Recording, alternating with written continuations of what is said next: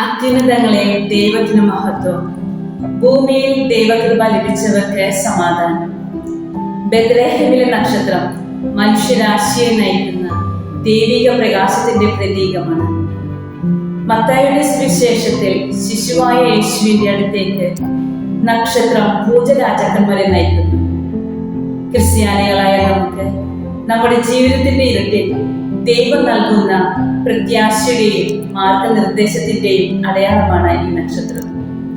ക്രിസ്തുവിന്റെ പ്രകാശത്തെ പിന്തുടർന്നാൽ രക്ഷയും ജീവിത ലക്ഷ്യവും കണ്ടെത്താനാകുമെന്ന് ഇത് നമ്മെ ഓർമ്മിപ്പിക്കുന്നു. യേശുവിന്റെ ജനനത്തിന് ആദ്യമായി സാക്ഷ്യം വഹിച്ചവരാണ് ഇടയന്മാർ. അവർ സമൂഹത്തിൽ എളിയവരും പാർശ്വവൽക്കരിക്കപ്പെട്ടവരുമായിരുന്നു. അവർക്ക് ആദ്യമായി സന്ദേശം നൽകിയതിന് ആഴത്തിലൊരർത്ഥമുണ്ട്. ദൈവത്തിന്റെ രക്ഷാകരമായ സന്ദേശം എല്ലാവർക്കുമായി, പ്രത്യേകിച്ച് എളിയവർക്കും വിസ്മരിക്കപ്പെട്ടവർക്കുമായി നൽകപ്പെട്ടതാണ്. ദൈവത്തോട് അടുക്കുവാൻ വലിയ സമ്പത്തോ പദവിയോ അല്ല, മറിച്ച് വിനീതമായ ഒരു ഹൃദയമാണ് വേണ്ടതെന്ന് അവർ നമ്മെ ഓർമ്മിപ്പിക്കുന്നു.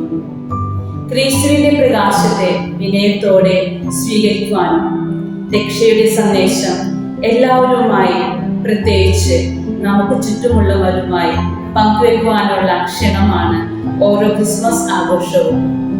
ദൈനംദിന ജീവിതത്തിൽ യേശുവിന്റെ സാക്ഷികളാകുവാൻ ഇടയന്മാരുടെ ജീവിതം നമ്മെ ആഹ്വാനം ചെയ്യുന്നു.